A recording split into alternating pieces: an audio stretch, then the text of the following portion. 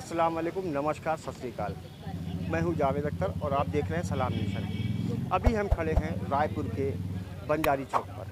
यहां पर आप देख सकते हैं कि छोटा मुस्लिम हॉल में आज एक तंजीम द्वारा एक कार्यक्रम आयोजन किया जा रहा है, जिसमें मुस्लिम मैरिज ब्यूरो के नाम से एक संस्था ने कार्यक्रम का पहला कदम बढ़ाया है और ये खिदमत खल्क वेलफेयर सोसाइटी के नाम से ये संस्था काम करने के लिए तैयार है।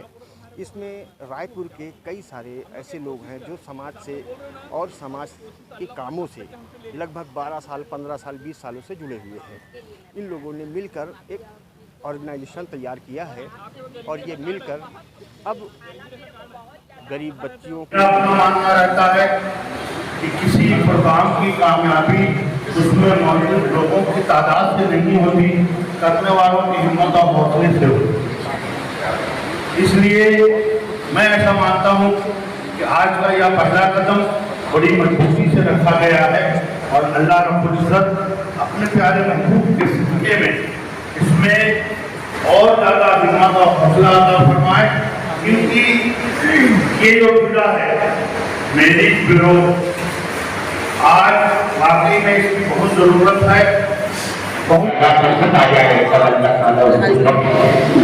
कहते हैं कि शबनम की एक बूंद सी होती है बेटियां, शबनम की एक बूंद सी होती है बेटियां, दोनों परिवारों को निभाती है बेटियां, हर वक्त खुशियां बांटते रहती है बेटियां, अपने घर को सजाते रहती है बेटियां, परिवार के दुख सुख को निभाते रहती है बेटियां। आइए आज आज पिताजी के तरह से बेटियों की और बेटों की रिश्ते लगते हैं और हमें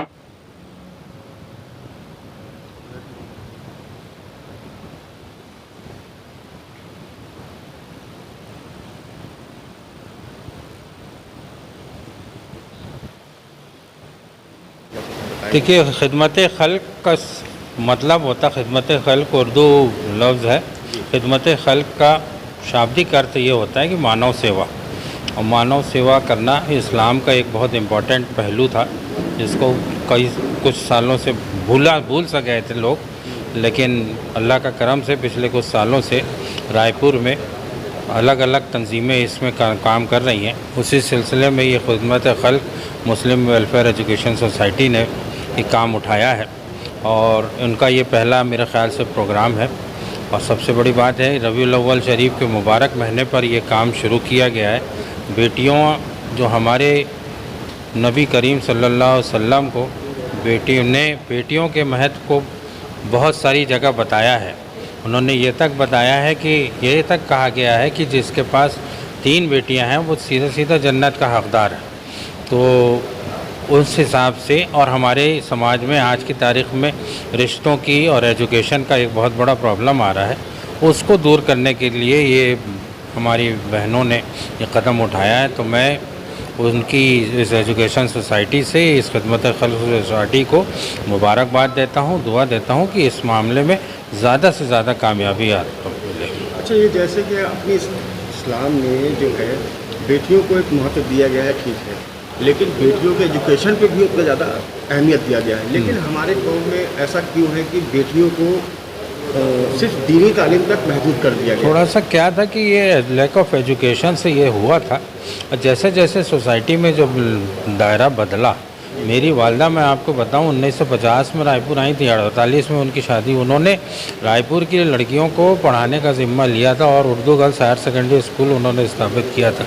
एजुकेशन का महत्व और लड़कियों में भी उतना ही है। ये है कि हम लोग उस बात को समझे नहीं थे और थोड़ा सा घबराहट थी लोगों को कि यार बदला हुआ माहौल था, सब कुछ था, तो लोग घबराहट हो रहे थे। लेकिन आज की तारीख में मैं बेटियों की भी तारीफ़ करना चाहता हूँ। वो बच्चियाँ अपने पढ़ लिख कर आगे आ रही हैं, जिनको एक बच्ची को देखकर दूसरी बच्ची को मोटिवेशन मिल रहा है, वो उससे इंस्पायर होकर पढ़ रही है और अपना समाज का नाम रोशन, अपने माँ बाप का नाम रोशन कर रही है। तो ये चेंज आया है, पहले था। अभी भी एक मुस्लिम जमात जो है, बहुत बड़ी जमात जो है, अभी भी इस बात से इत्तेफाक नहीं रखती है कि मुस्लिम घर की लड़कियों को जॉब करना चाहिए, ख़ासतौर पर प्राइवेट सेक्टर में।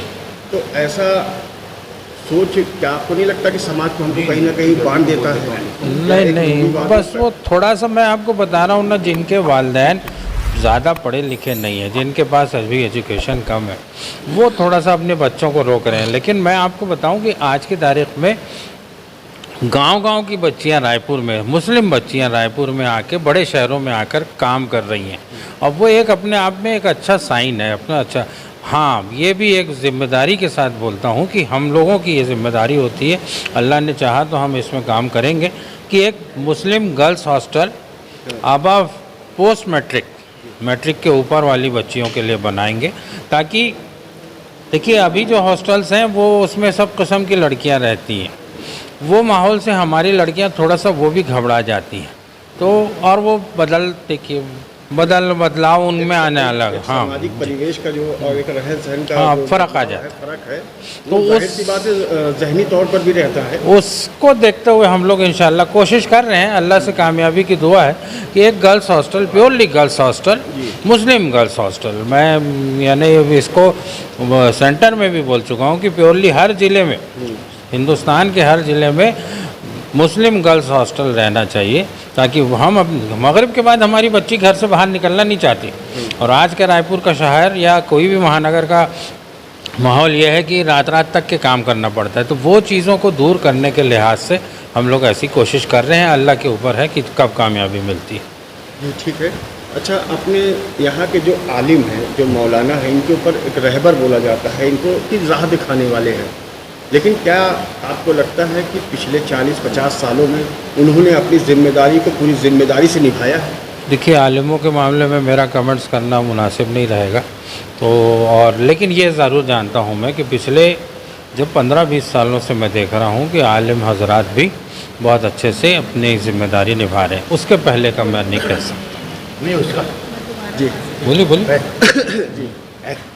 एक्चुअली जो है आपने जो सवाल किया ना, 1947 के बाद हिंदुस्तान में रहने वाले मुसलमानों की सोच में बड़ा फ़र्क आया। उस समय का जो दौर था, जो डर था, जो खौफ था, उस डर और खौफ की वजह से आने वाली नस्लें उससे बड़ी इफ़ेक्टिव हुई।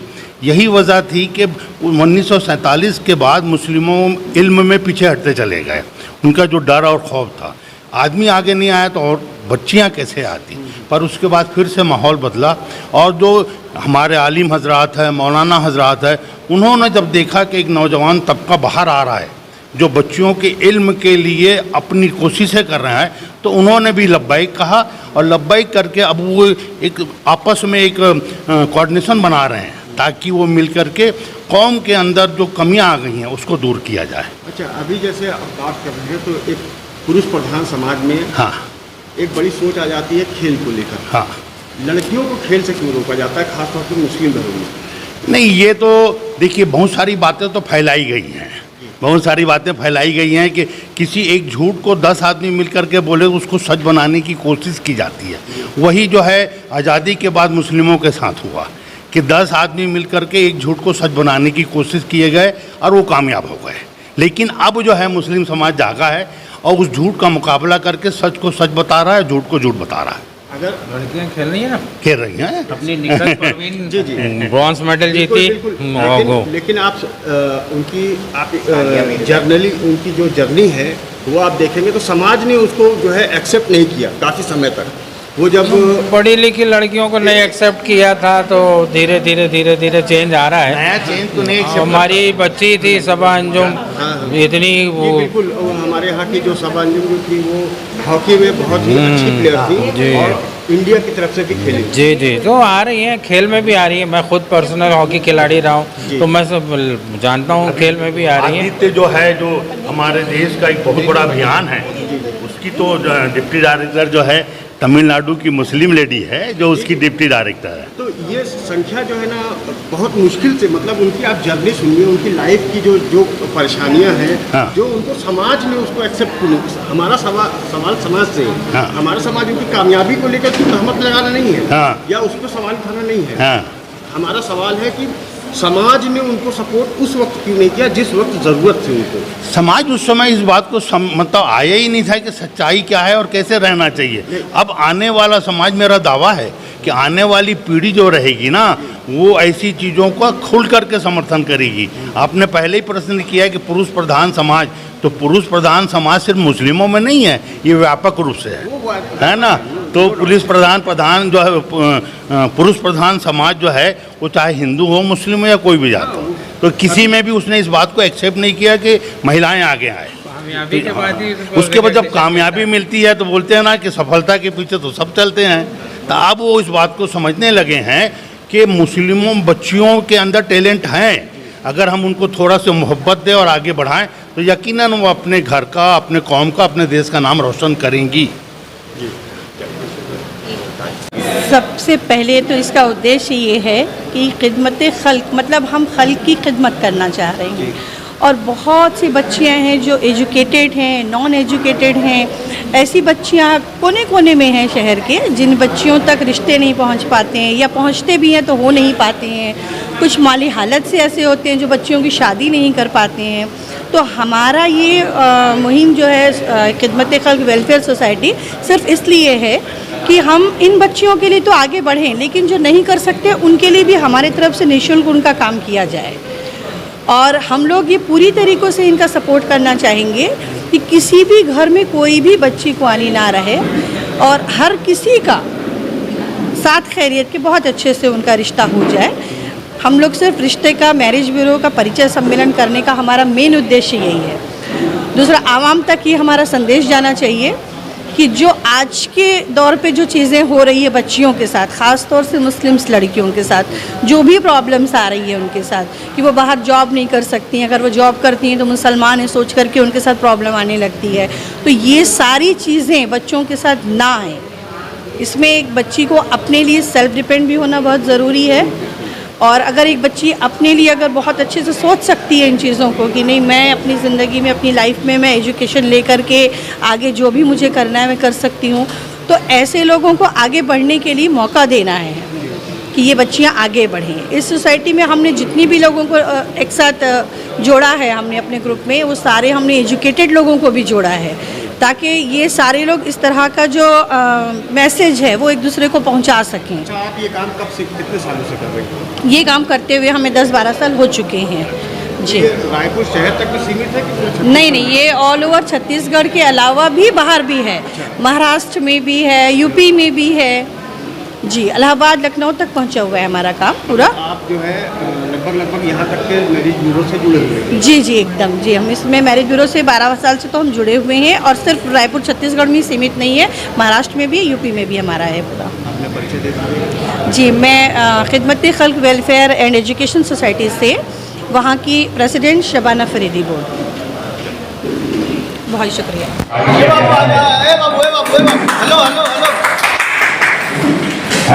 निकलना जरूरी है, चलिए।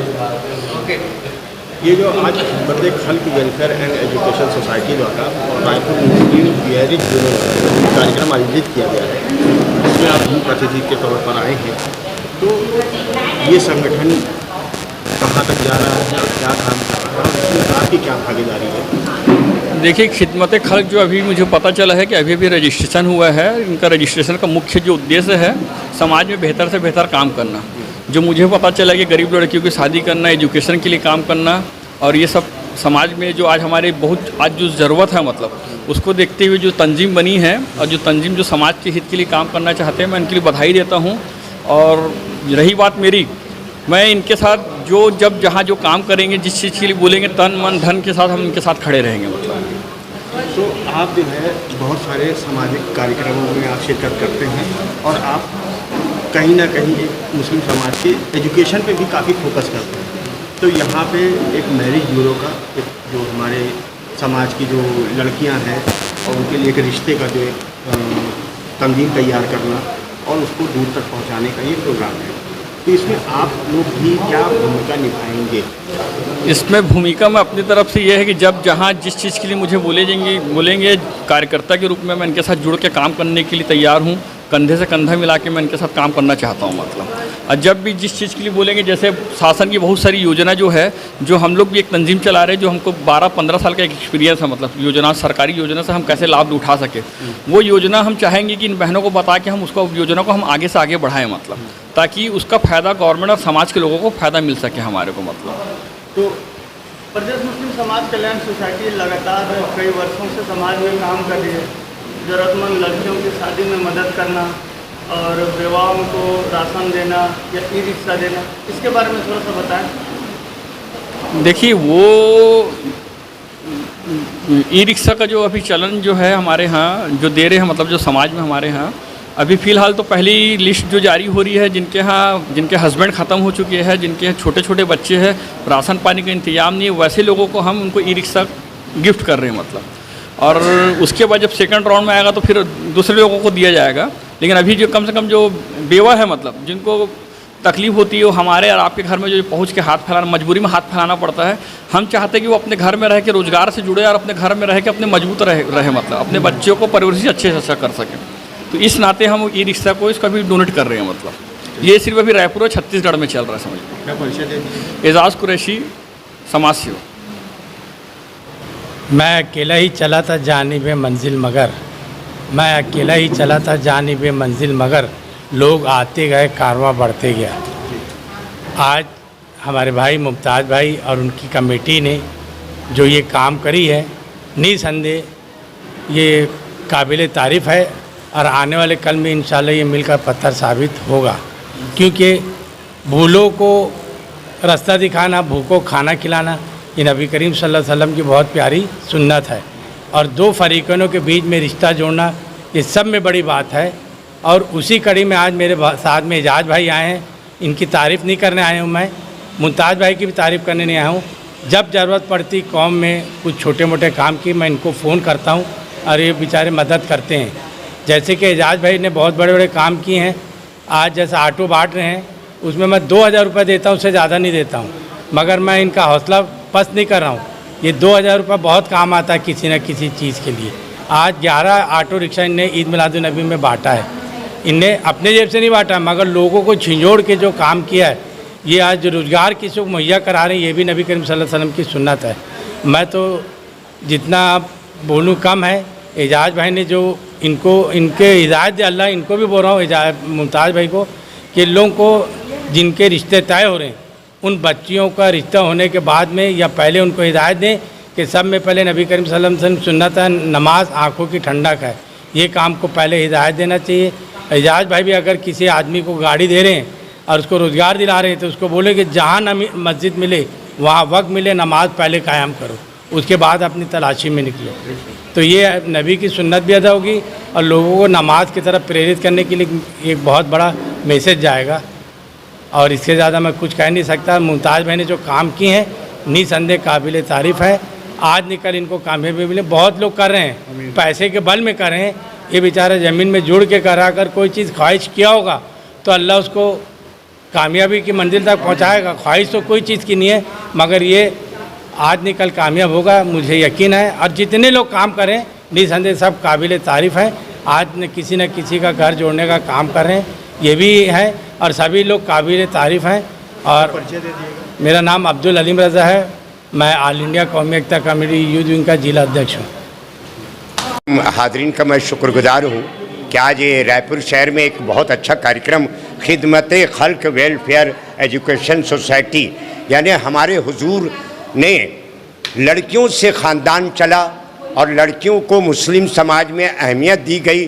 तमाम तकलीफ़ें जो होती हैं हमारी इस मुस्लिम कौम में, जो लड़कियों को आज उसी को दूर करने के लिए और रिश्ते को एक दूसरे से जोड़ने के लिए और अच्छे रिश्ते को अच्छा रिश्ता बनाने के लिए कहते हैं कि शबनम की एक बूंद सी होती है बेटियां, शबनम की एक बूंद सी होती है बेटियां, दोनों परिवारों को निभाती है बेटियां, हर वक्त खुशियां बांटते रहती है बेटियां, अपने घर को सजाते रहती है बेटियां और परिवार के दुख सुख को निभाते रहती है बेटियां। यह हमारे हुजूर का फरमान है कि आज हुजूर का जो ख़ानदान चला वो एक बेटियों से चला।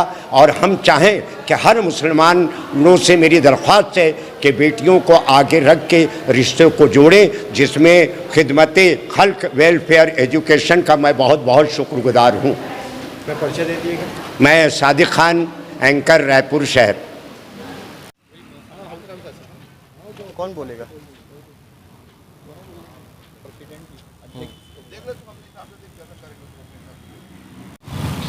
चले। ये जो आज ई रिक्शा खड़ा हुआ है, तो ये ई रिक्शा का क्या उद्देश्य है और इसको कहाँ तक आप पहुँचाना चाह रहे हैं? जी, ऐसा है कि कोरोना काल का टाइम था, जिस वक्त बहुत सारे लोग ऐसे हैं जो किसी के शौहर ख़त्म हो गए, किसी का बेटा ख़त्म हो गया, किसी के यहाँ बेवा हैं, कोई माँ है ऐसी जो आज कोई रोज़गार नहीं है, उनके पास परेशानियों में है। उनके लिए एक मुहिम चालू की गई है। ये एजाज़ भाई ने इसका आगाज़ किया है और उन्होंने ये चाहा है कि जो ज़रूरतमंद हैं, ऐसी बेवा औरतों को या बेवा जो माँ हैं जो अपने रोज़ी के लिए तलाश में है, उन लोगों के लिए ये घर चलाने के लिए एक ज़रिया उन्होंने निकाला है कि रिक्शा के माध्यम से वो लोग उसका अपना रोज़ी रिज़्क़ की जो भी उनकी है वो सारी हाजतें पूरी कर सकें, अपने बच्चों की परवरिश कर सकें। वो इसके लिए और जो ज़रूरतमंद है ख़ास उनके लिए ही है ये। तो ये किससे रब्ता कायम? ये इसके लिए एजाज़ भाई से रब्ता करें। एजाज़ कार्यालय? इनका कार्यालय लोधीपारा चौक में है। अच्छा। एजाज़ भाई का, और उनसे रब्ता कर सकते हैं जब चाहेंगे, और उसके लिए चाहेंगे तो अगर कहीं और ना समझ में आए तो हम लोगों से भी रब्ता कर सकते हैं। जी। तो ये मोस्टली जो है ये विधवा महिलाओं के लिए एक आपकी तरफ से तंजीम, आप लोगों की तंजीम की तरफ से एक योजना लाई गई? जी, एक योजना लाई गई तंजीम की तरफ से, एक योजना लाई गई है कि ताकि इस योजना का लोग ज़्यादा से ज़्यादा लाभ उठा सकें। इसमें जो है उनको कैसे ये मिलेगा, जो ई रिक्शा है उसके लिए कैसे करना पड़ेगा उनको? इस रिक्शा का जो है ना, हाँ, आप जो सवाल आप जो सवाल करें उसका जवाब भी मिल जाएगा। ये जो ई रिक्शा दिया जा रहा है आज जो आपकी तंजीम की तरफ से, तो इसके लिए क्या करना होगा? देखिए, इसमें करने की कोई ज़रूरत नहीं है। जो हमारी जो सोच है, मतलब कोरोना काल में जिनके यहाँ जो मेन कमाने वाला था एक्सपायर हो गए हैं, जो हमारी बहनें लोग जो है, माएँ लोग जो है, मतलब उनको कहीं ना कहीं रोजी रोजगार में तकलीफ होती है। मतलब तो हमने एक कोशिश की कि भाई वो हमारे तुम्हारे दरवाजे में ना आके कम से कम उनको रोजी एक रोटी मिल जाए, जो घर बैठे मतलब एक ऑटो चले, उनको किराया उनके घर में उनको मिल सके। इस नाते उनको छोटा सा गिफ्ट दिया जा रहा है ई रिक्शा के नाम से। हाँ, अब ये ई रिक्शा पाने के लिए जो है, अगर मान लो वो चाहते हैं, और हम भी ये चाहते हैं कि मुस्लिम समाज की तरफ से जो मोहल्लाएँ हैं, जो आपके आजू बाजू कोई ऐसी बेवा है जो सोशल मीडिया से नहीं जुड़ी है, व्हाट्सअप से नहीं जुड़ी है, हम आप लोग से गुजारिश चाहते हैं कि मतलब कम से कम आजू बाजू जो व्हाट्सअप चलाते हैं वो ऐसी महिलाओं को देखें, चिन्हित करें, बहनों को देखें, ताकि वो हमसे रब्ता कायम करें। तो उसके बाद इसका प्रोसेस क्या है? इसका प्रोसेस के लिए बस ये है कि देखिए, आज की डेट में हम इसको फाइनेंस करवा के दे रहे हैं। इसमें आपको सबसे पहले बैंक पासबुक लगेगा, आधार कार्ड लगेगा, पैन कार्ड लगेगा, और आपके घर का जो टैक्स होता है ये आपको अनिवार्य रूप से देना होगा। मतलब तब हम इसमें जो डाउन पेमेंट जो होता है, ये हमारी तंजीम प्रदेश मुस्लिम समाज कल्याण सोसाइटी की तरफ से दी जा रही है। मतलब छत्तीसगढ़ शासन की तरफ से 1 लाख की सब्सिडी दी जा रही है। मतलब तो ये दोनों चीज़ मिला के फिर ई रिक्शा लगभग नील पड़ रहा है, मतलब 0 के बराबर। तो इससे कम से कम ये होगा कि उस महिला के घर में छोटे बच्चे हैं, पढ़ाई लिखाई से लेके खाना पीना से लेके हर चीज़ उनके लिए एक सुविधा हो जा रही है। मतलब तो इसमें जैसे मान लीजिए कोई बेवा आपके पास आती है, तो उसको कुछ क्या एडवांस में, जैसे ई रिक्शा लेने के लिए कुछ रकम जमा करनी पड़ती है? नहीं, बिल्कुल निःशुल्क है ये, किसी भी प्रकार का कोई शुल्क नहीं लिया जा रहा है। हम उनसे गुजारिश करेंगे कि अपने घर में रहें और नमाज पढ़े, हमसे दुआ करें कि हम हर किसी को ई रिक्शा दे सकें, मतलब ज़रूरत की चीज़ पूरी कर सकें। मतलब अच्छा, इसमें जैसे आप गवर्नमेंट सब्सिडी की बात कर रहे हैं, तो क्या उसके लिए मजदूर कार्ड की भी अनिवार्यता है? हाँ, यहाँ मजदूर कार्ड जो होता है, येलो कार्ड हो गया, पीला कार्ड हो गया, वाइट कार्ड हो गया, कम से कम मजदूर कार्ड इजी वे में चॉइस सेंटर है। अगर जिनके पास ई रिक्शा, जो हमारी बहनें हैं, महिलाएं हैं, अगर मान लो उनके पास पैन कार्ड नहीं है तो हम उनको पैन कार्ड बना के देंगे, आधार कार्ड नहीं तो आधार कार्ड बना के देंगे, ड्राइविंग लाइसेंस नहीं तो वो भी हम बना के देंगे। बस हमारी कंडीशन ये है कि वो बेवा है, उनके घर में कोई परिवेशी वाला नहीं है, उनके लिए हम लोग हर चीज़ लगाने के लिए तैयार बैठे हैं। मतलब मजदूर कार्ड बनने के 3 महीने बाद ही इसका लाभ मिल पाएगा? हाँ, मजदूर कार्ड बनने के बाद वो छत्तीसगढ़ योजना की, शासन की जो योजना है, उनके डायरेक्ट उनके अकाउंट में आएगा पैसा वो। जिनका 3 महीने से ज़्यादा हाँ, हो गया, ये लाभ उसी को मिलेगा। जी।